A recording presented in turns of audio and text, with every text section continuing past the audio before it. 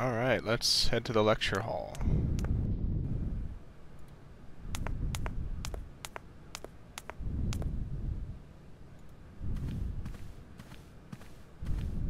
Ah, there you are, Miss Walker. Good, good. Take a seat quickly. I'm impatient to start my lesson. Yes, Professor.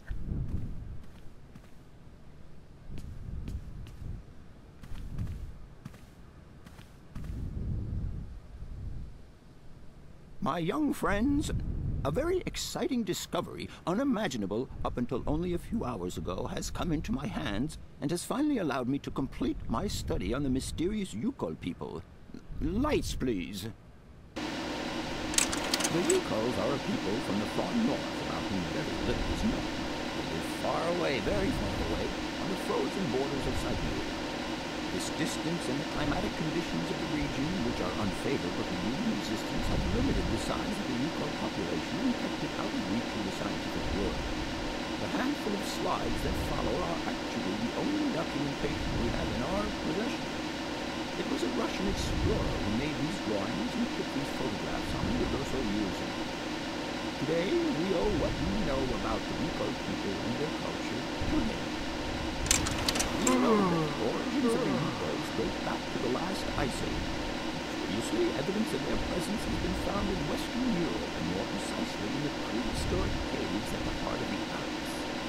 This people, it seems, undertook a long migration over centuries towards the far north of the globe. The reasons for this migration are due to the importance of the mammoth in their craft, trade, and culture. They used them for transportation, and as beasts of burden. The mammoth brought them meat, skins, fat, and ivory. Man and animal lived in symbiosis. There's no doubt about it. Mammoths started to drift away from the region due to changing climatic conditions, and the Yukols followed them to the north, the edges of Syberia. Prehistoric cave drawings, identified as Yukol in origin, first led me to the extraordinary hypothesis that the Yukols had managed to domesticate the mammoth. They are, to the best of our knowledge, the only prehistoric people who represent a man riding a mammoth. Today, because of this genuine mammoth skin effigy, identified by myself as an authentic Neolithic object, I can confirm this hypothesis.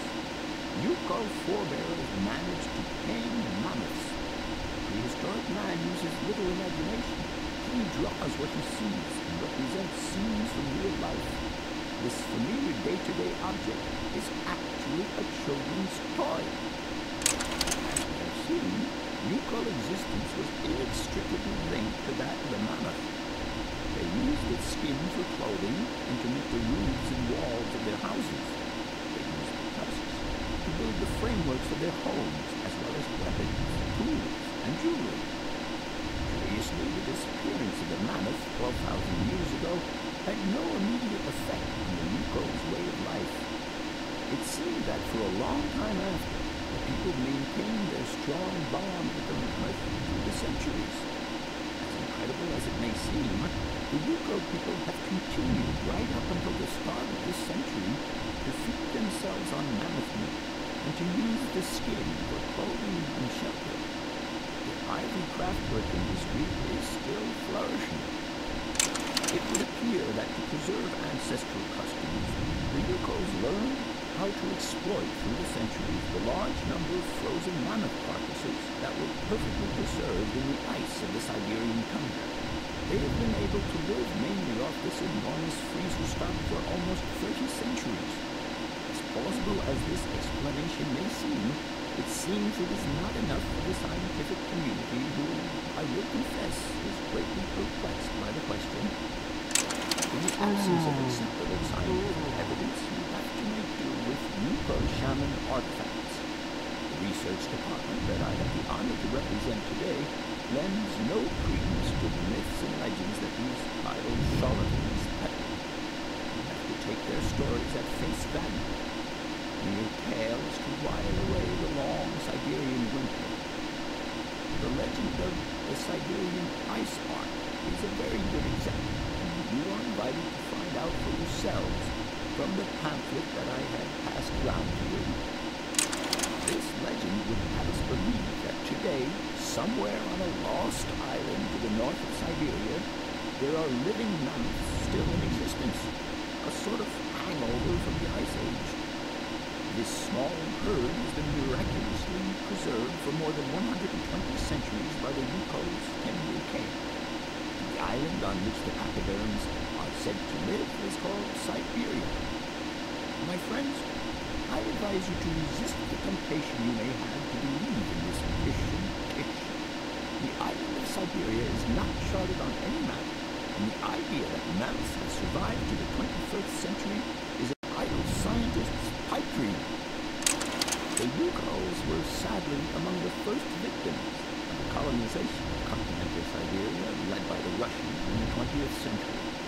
The Kolkhoz and Sovkhoz systems, as well as the exploitation, disdain, and humiliation people had to suffer, marked a definitive break in the Yukos' traditional lifestyle.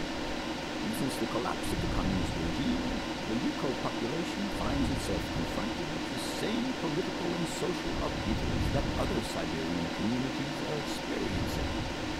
There are two consequences to arise from this. Some Yukos have lost their tribal identity and have integrated into the Russian population.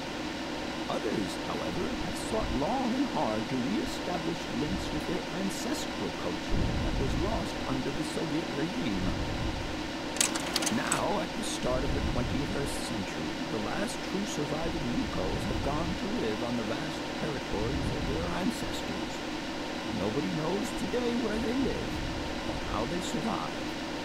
Their very existence would be a matter for speculation if they did not turn up periodically at the tundra's most isolated fur trading posts to exchange mammoth tusks for essential items.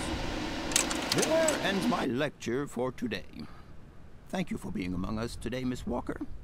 Please make your way to the laboratory where you will find your mammoth doll. There are also photocopies of my lectures should you so require them.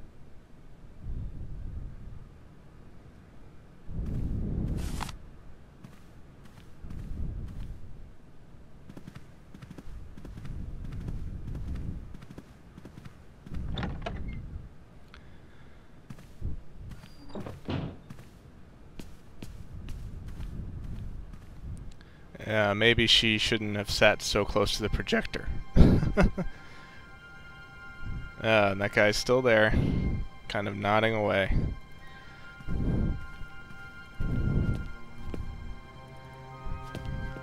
Well, some of you might have found that interesting. Others, like maybe some of the students who you heard yawning, were a little bit bored by it. But the point seems to be is that there are these Yuko people out there. And if they're involved with mammoths, chances are Hans is trying to get in touch with them if he hasn't already. Well, let's go get our mammoth doll.